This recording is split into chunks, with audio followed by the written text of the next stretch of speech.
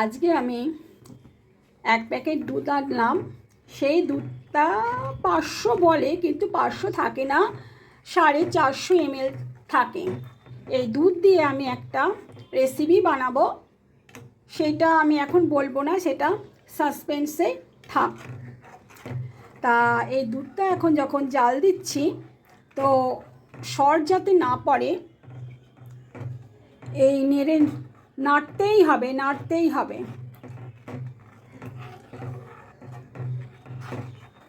একটু যতটা ছিল 450 ml দুধ ছিল, ওইটাকে আর একটু কমাবো জাল দিতে দিতে। অনেক যেন না থাকে, মিডিয়াম লোতে নিয়ে দুধটাকে ফুটাতে হবে, আর সমানে তোমাকে নেড়ে যেতেই হবে। এখন আমার দুধ জাল দেওয়া প্রায় কমপ্লিট। একটু শুকিয়ে নিয়েছি, আর সমানে এরকম করে নেড়ে নেড়ে যেতেই হয়েছে। এখন আমি ওভেনটা অফ করে দেবো। আর এটা তোমার উষ্ণ উষ্ণ যখন গরম হবে, তখন আবার আমি ফিরে আসছি। উষ্ণ উষ্ণ গরমের সময় ফিরে আসতে হবে, আর সমানে এটাকে নেড়ে যেতে হবে, যাতে সর যাতে না পড়ে। এখন দুধটা উষ্ণ উষ্ণ গরম আছে, আর আমাকে সমানে নেড়ে যেতে হয়েছে। আর আমি এখন এই একটু সাজো দেবো, সাজো দিয়ে তারপরে দুধটা ঢেলে দেবো। এই যে সাজো আছে,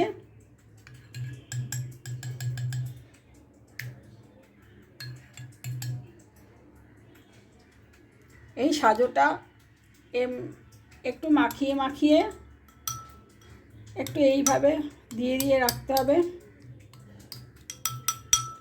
কি করছি তো আপনারা তো বুঝতেই পাচ্ছেন। আর আমার এটা বলেই দিয়েছি, এখন বলবো না, পরে বলবো। আর বললে এটা হয় না। আমি এখন ওই সাজোর মধ্যে ওই দুধ জাল দিয়েছি, সেটা ঢেলে দিচ্ছি।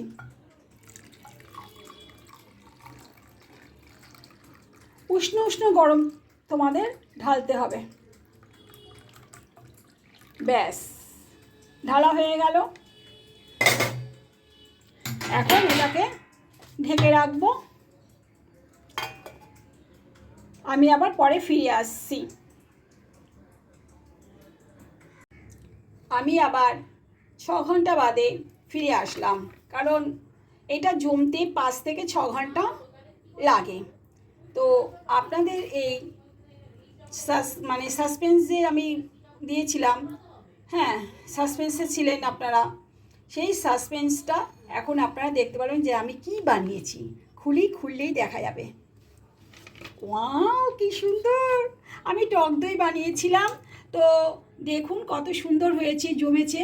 আমি দেখাচ্ছি, চামচ দিয়ে কেটে কেটেও দেখাবো যে কত সুন্দর হয়েছে। তো আমি এর কয়েকটা জিনিস আমি বলে দিচ্ছি, যে টক দই বাড়িতে বানিয়ে খাওয়াটা খুবই ভালো, যেহেতু আমি বাড়িতে বানিয়েছি। আর গরমকালে প্রচণ্ড গরম পড়েছে এখন, এই টক দই আমাদের অনেক উপকার করে যদি বাড়িতে বানিয়ে খাওয়া যায়। কেনাও টক দই আছে দোকানে, সেখান থেকে বাড়িতে বানানো টক দইটা বেশি বেটার হয়। তো টক দই খেলে শরীরের মেদ কমে যায়।